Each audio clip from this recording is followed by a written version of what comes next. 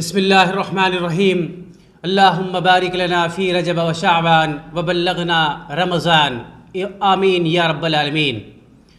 ناظرین گرامی، میں ایڈوکیٹ محمد الطاف احمد AB نیوز اردو میں آپ سب کا استقبال کرتا ہوں۔ تو آئیے ہم آپ کو کرتے ہیں کچھ اہم خبروں سے باخبر۔ سب سے پہلے آج کی شہ سرخیاں۔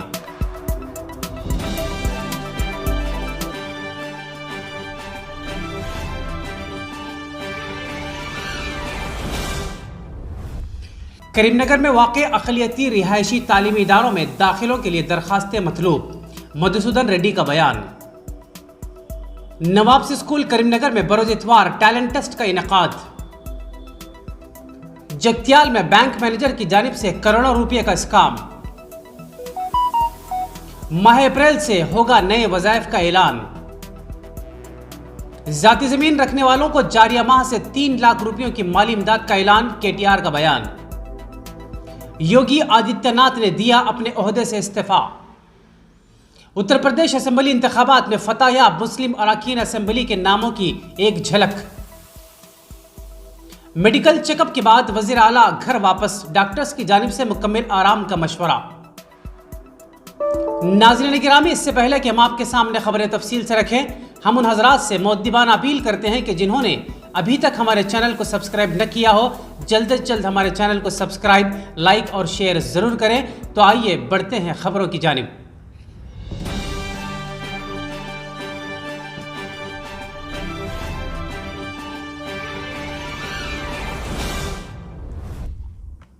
ضلع عہدیدار برائے اقلیتی بہبود P مدھوسودھن ریڈی نے بذریعہ پریس نوٹ اطلاع فراہم کی ہے کہ تعلیمی سال 2022-23 کے لیے ضلع کریم نگر تلنگانہ اقلیتی رہائشی تعلیمی اداروں کے مدارس میں جماعت پنجم، ششم، ہفتم و ہشتم کے علاوہ انٹرمیڈیٹ کالجز میں MPC، BIPC، HEC، CEC، MEC گروپس، vocational, medical lab technician, electrical technician courses کے مخلوعہ نشستوں میں داخلوں کے لیے اہل طلباء سے آن لائن درخواستیں طلب کی جا رہی ہیں۔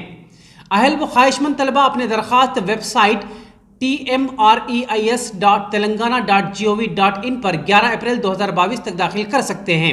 آن لائن درخواست داخل کردہ جماعت پنجم کے طلباء کو 9 مئی 2022، جماعت ششم، ہفتم و ہشتم کے طلباء کو 10 مئی 2022 اور انٹرمیڈیٹ طلباء کو 21 مئی 2022 کو امتحان کا انعقاد کیا جائے گا۔ مزید جانکاری کے لیے دفتر ضلع عہدیدار برائے اقلیتی بہبود کریم نگر سے رابطہ کریں۔ انہوں نے اس بات کی وضاحت کی ہے کہ ٹیمریز میں 75% نشستیں اقلیتوں یعنی مسلم، عیسائی، پارسی، جین، سکھ و بدھ طبقات اور 25% نشستیں دیگر طبقات کے لیے مختص کی گئی ہیں۔ طلباء جن کے والدین یا سرپرست کی سالانہ آمدنی اربن علاقے کے مستقر کی صورت میں 2 لاکھ اور دیہی علاقے کی رہائشی کی صورت میں 1,50,000 سے زائد نہ ہو، داخلے کے لیے اہل قرار دیے گئے ہیں۔ مزید تفصیلات کے لیے فون نمبر 824750-632 یا 9160048786 پر رابطہ پیدا کیا جا سکتا ہے۔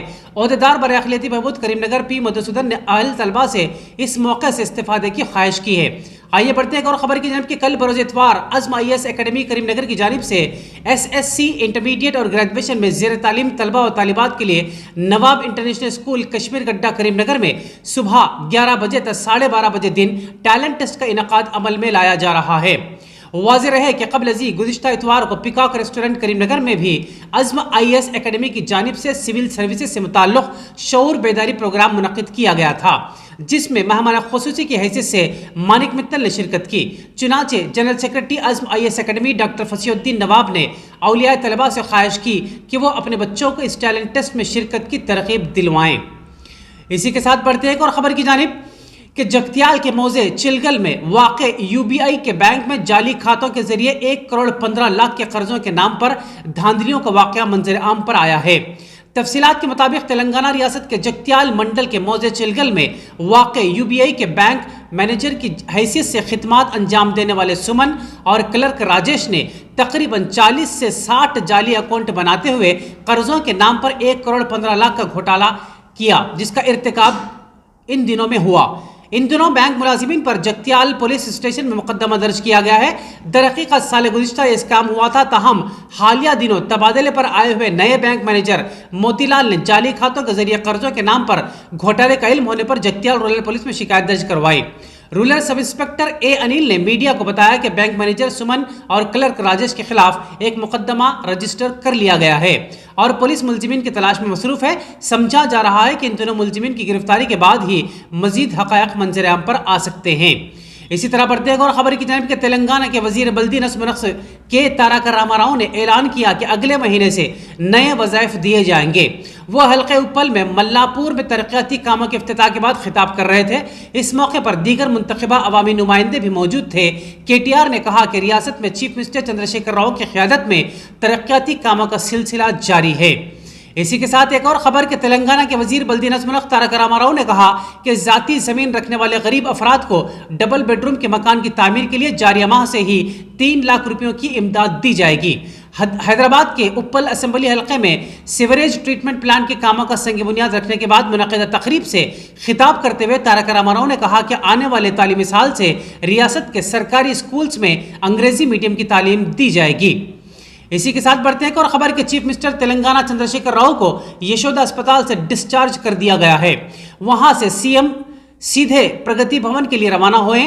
بتایا جا رہا ہے کہ جمعے کے روز صبح وزیر اعلیٰ تلنگانہ مسٹر کے چندر شیکھر راؤ نے بایاں بازو میں درد کی شکایت کی، جس کے بعد انہیں سوماجی گوڑے کے یشودا اسپتال منتقل کیا گیا، جہاں خاندانی ڈاکٹرز کی موجودگی میں ان کا تفصیلی معائنہ کیا گیا۔ بعد ازاں ان کی متعدد ٹیسٹ بھی کیے گئے۔ ابتدائی معائنوں کے بعد KCR کا انجیوگرام اور CT اسکین بھی کیا گیا۔ اس موقع پر سوماجی گوڑا یشودا ہاسپٹل کے chief of medical services doctor Vishnu ready نے پریس کانفرنس میں وزیر اعلیٰ کی صحت سے متعلق رپورٹ دیتے ہوئے بتایا کہ وہ دو دنوں سے سستی کا شکار تھے اور انہوں نے بتایا کہ آج انہیں بائیں بازو میں درد ہے تو فوراً اسپتال آنے کا مشورہ دیا گیا۔ چیف کارڈیالوجسٹ ڈاکٹر پرمود نے کہا کہ خاندانی ڈاکٹرز کی موجودگی میں ڈاکٹروں نے ان کا تفصیلی معائنہ کیا۔ بعد ازاں ان کے متعدد ٹیسٹ بھی کیے گئے۔ ابتدائی معائنوں کے بعد وزیر اعلیٰ کا انجیوگرام اور CT اسکین کیا گیا۔ انجیوگرام سے پتا چلا کہ ان کے کوئی وال بلیکس نہیں ہیں اور نہ ہی سانس پھولنے کی کوئی شکایت ہے۔ KCR کی 9% ٹیسٹ رپورٹ نارمل ہیں۔ ڈاکٹر MV راؤ نے کہا کہ KCR کو شام 4 بجے ڈسچارج کر دیا گیا ہے۔ دوستو بڑھتے ایک اور خبر کی جانب کے UP اسمبلی انتخابات میں بحیثیت UP اسمبلی انتخابات میں جیت حاصل کرنے کے بعد راج بھون پہنچتے ہوئے وزیر اعلیٰ یوگی آدتیہ ناتھ نے سب سے پہلے مہاتما گاندھی کے مجسمے پر گلہائے عقیدت پیش کیے و نیز انہوں نے گورنر کو پھولوں کا گلدستہ بھی پیش کیا۔ علاوہ ازیں CM یوگی نے گورنر آنندی بین پٹیل کو اپنا استعفیٰ سونپ دیا۔ قیاس آرائیاں کی جا رہی ہے کہ یوگی آدتیہ ناتھ دیگر کابینی وزراء کے ہمراہ ہولی سے عین قبل 15 مارچ کو عہدے اور رازداری کا حلف اٹھا سکتے ہیں۔ گمان کیا جا رہا ہے کہ حلف برداری کی تقریب شاندار ہوگی۔ حلف برداری کی تقریب میں وزیر اعظم نریندر مودی اور وزیر داخلہ امت شاہ کے ساتھ کئی دیگر مرکزی وزراء اور BJP کے تجربہ کار لیڈر بھی شرکت کر سکتے ہیں۔ خیال رہے کہ یوگی آدتیہ ناتھ نے پہلی بار گورکھپور صدر سیٹ سے انتخابات میں حصہ لیا تھا اور کامیابی حاصل کی تھی۔ اسی کے ساتھ ایک اور خبر کہ اتر پردیش اسمبلی انتخابات میں فتح یاب اراکین کے ناموں کی فہرست کچھ اس طرح ہے: اعظم خان رامپور، عبداللہ اعظم سوار، مختار عباس انصاری منو، کمل اختر کانٹھ، ناہید حسین کیرانہ، حاجی عرفان سولنکی، اقبال مسعود سنبھل، آشو ملک سہارنپور، محمد مرتضی پھولپور، ریاور رضوی سکندرپور، غلام محمد سوال خان، نواب جان ٹھکرا داور، اشرف علی تھانہ بھون، ارمان خان لکھنؤ، جعفر عالم علی گڑھ، عالم بدی نظام آباد، تسلیم احمد نجیب آباد، محمد ناصر مراد آباد رولر، محمد یوسف مراد آباد، رفیق انصاری میرٹھ شہر، ضیاء الرحمان کندرکی، سلطان بیگ میر گنج، محمد عادل میرٹھ جنوب، یاسر شاہ بہرائچ، محبوب علی امروہہ، عمر علی خان بہٹ ساحل اسلام بھوجپورہ، محمد فہیم بیلاری، نصیر احمد چمروا، نعیم الحسن دھامپور، سیدہ خاتون ڈمریا گنج، نفیس احمد گوپال پور، محمد ارشاد خان جون پور، محمد حسن کانپور، شاہد منظور جن کا تعلق کھٹور اسمبلی حلقے سے بتایا جا رہا ہے۔ یہ ان افراد کی فہرست ہے کہ جنہوں نے اتر پردیش میں BJP کو شکست دیتے ہوئے اپنی کامیابی کا ڈنکا بجایا۔